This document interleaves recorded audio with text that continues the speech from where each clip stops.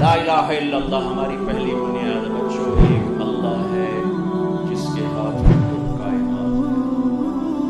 وہ تمہارے ساتھ ہے تو تمہارے مسائل حل ہیں، وہ ساتھ نہیں ہے تو کچھ بھی نہیں۔ ایک عورت آئی، ایک لڑکی آئی، یا رسول اللہ میری شادی ہونے لگی، میرے خامند کا کیا حق ہے میرے اوپر؟ دونوں طرف کی میرے نبی نے زندگی سکھائی۔ میرے نبی نے فرمایا تیرے خامند کے جسم پہ پھوڑے نکل آئیں، پھوڑوں میں گندا پانی جمع ہو جائے، پیپ جمع ہو جائے، اور تو زبان سے چاٹ چاٹ کے اس کے زخموں کو دھوئے، تو بھی تو نے اپنے خامند کا حق ادا نہیں کیا ہے۔ دوسرا، لائف کو بیلنس کیا میرے نبی نے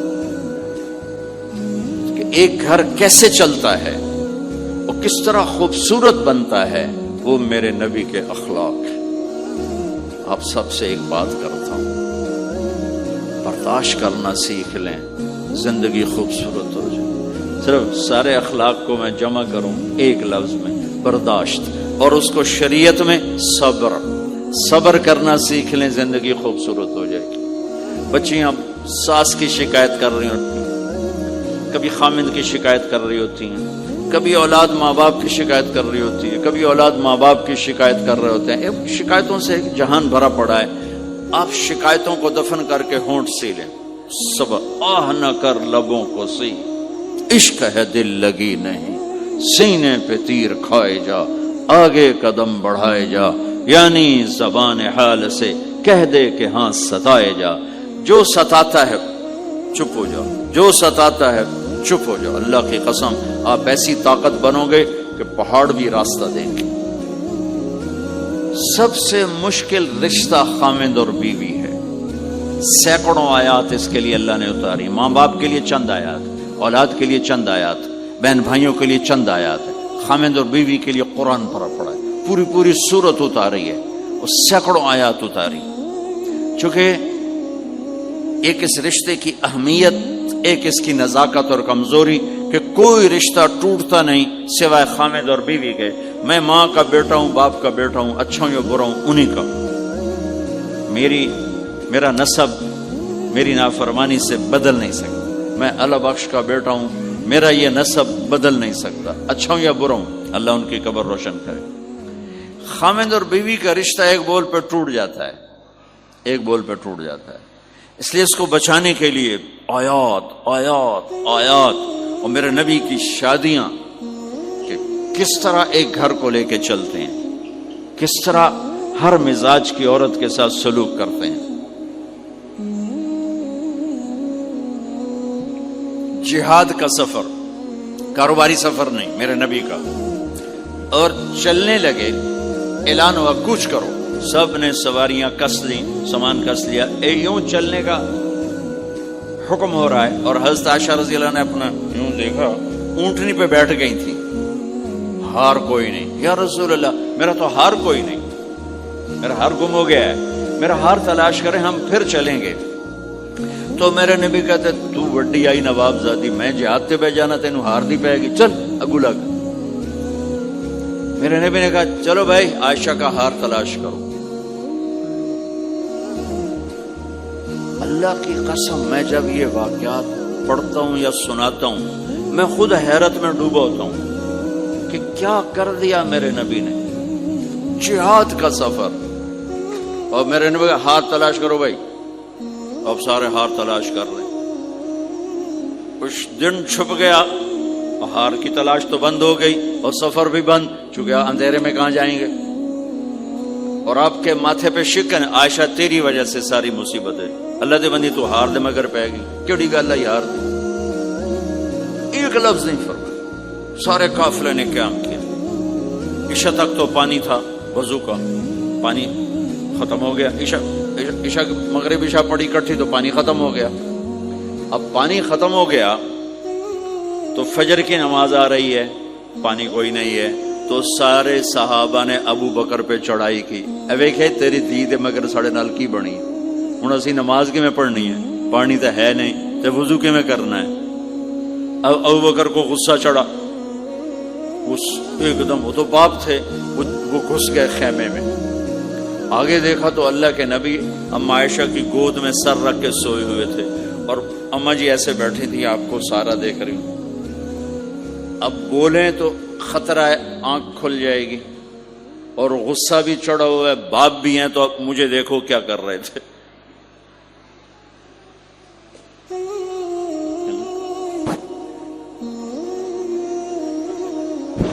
تیرے جو تو پھر یوں زور سے انگلی بیٹی کے نا یہاں پہلے یوں کرتے پھر ایسے ماری زور سے. وہ کہنے لگی میں ایسے سخت ہو گئی تاکہ میں ایسے نہ ہوں کہ اگر میں تھوڑا حرکت کی تو اللہ کے نبی کی آنکھ کھل جائے گی، تو ماری گا ٹھا ٹھا ٹھا، وہ منہ سے کہہ رہے اور وہ ایسا کر کے بیٹھی چمک، غصے میں باہر چلے گا. اب آپ کی آنکھ کھلی فجر پر تو عائشہ نے کہا یا رسول اللہ وہ تو باہر تو بڑا مسئلہ ہو گیا ہے، پانی کوئی نہیں ہے اور نماز کا وقت ہو گیا ہے، وضو کیسے کریں؟ سبحان اللہ، اللہ نے قانون بدل دیا. دنیا میں پہلی دفعہ ہونے لگا ہے 1,24,000 نبی آئے، پانی نہ علی وضو ہو سکتا ہے، اس کے علاوہ نہیں ہو سکتا. میرے اللہ نے قرآن اتارا فَإِن لَّمْ تَجِدُوا مَاءً فَتَيَمَّمُوا صَعِيدًا طَيِّبًا فَامْسَحُوا بِوُجُوهِكُمْ وَأَيْدِيكُمْ مِنْهُ. اچھا میرے بندو پانی مک گیا ہے، چلو مٹی چاہتے منہ تے مارو تے دوئی چاہتے ہتھاں تے مارو تے تمہارا وضو ہو گیا، چلو تیمم کرو اور نماز پڑھو. اب وہ جو سارے ابو بکر پہ غصے ہو رہے تھے عائشہ کہنے لگے واہ ابو بکر بھائی تیرے تو فعل کی کم بڑھ گیا، تیری دھی دے تو فعل کی کم بڑھ گیا.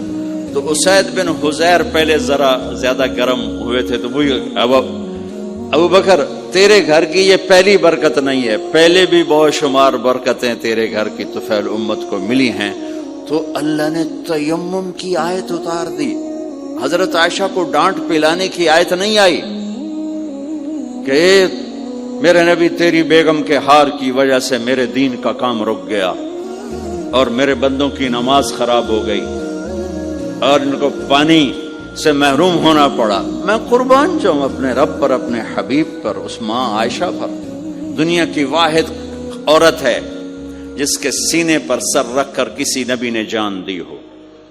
1,24,000 نبیوں میں سے کوئی نہیں ہے جس کا سر بیگم کے سینے اور ٹھوڑی کے درمیان ہو اور اس کی جان اللہ نے نکالی ہو. واحد میرے آپ کے مات فی سحری و نحری، سحری و نحری، سحری و کہ میرے چونکہ آپ ایسے بیٹھے تھی اور حبیب پاک آپ کے سینے پر یوں دراز سے نیم دراز اور آپ کا سر مبارک ٹھوڑی کے ساتھ لگ رہا تھا، ٹھوڑی کے ساتھ یہ جگہ یہاں لگ رہی تھی اور باقی یہاں تھی. اور واحد خاتون ہے جن کا حجرہ کسی نبی کی آرام گاہ بنا، ابدی آرام گاہ بنا. واحد اما عائشہ ہیں جن کے حجرے کو اللہ نے کسی نبی کے آرام گاہ بنایا. اور یہ واحد حجرہ ہے جہاں 70,000 فرشتہ صبح آ کے درود و سلام پڑھتا ہے اور شام تک پڑھتا ہے، اور شام کو 70,000 نیا آتا ہے اور صبح تک درود و سلام پڑھتا ہے اور واپس چلا جاتا ہے. کائنات اللہ جب مسلمان دنیا سے مٹ جائیں گے، مسجد نبوی مٹ جائے گی، بیت اللہ مٹ جائے گا، مدینے کی ایک اینٹ باقی نہیں بچے گی. مکہ کتنے بڑی بڑی بلڈنگیں، ایک اینٹ باقی نہیں بچے گی. اور وہاں سے گزرتے ہوئے لوگ کہیں گے لگتا ہے اتنے کدی آبادی ہوئے گی، ایتھے لگتا ہے کدی آبادی ہوئے گی. یہ زبانوں پہ ہوگا. جب سارے نشان مٹ جائیں گے اس وقت بھی 70,000 فرشتہ آ کے درود و سلام صبح سے شام تک پڑھے گا اور شام سے صبح تک پڑھے گا. یہ واحد میں خاتون ہیں عائشہ بنت ابی بکر جن کو اللہ نے یہ عزت بخشی. اور یہ واحد خاتون ہیں جب ان کے اوپر تہمت لگی، حضرت یوسف علیہ السلام پہ تہمت لگی تو بچے نے گواہی دی، حضرت مریم پہ تہمت لگی بیٹے نے گواہی دی، اور اما عائشہ پہ تہمت لگی تو اللہ نے گواہی دی کہ میں گواہ ہوں. اللہ گواہ بن کے آئے. تو اللہ نے کہا تیمم کرو بھائی. سارے خوش ہو گئے، سارے خوش ہو گئے. تو حضرت حضرت عائشہ نے کہا یا رسول اللہ اب میرا ہار چھوڑ دیں، اب چلیں۔ تب آپ نے کہا چلو بھائی کوچ کرو۔ اس سے زیادہ کوئی دلداری کا واقعہ پیش کر سکتا ہے؟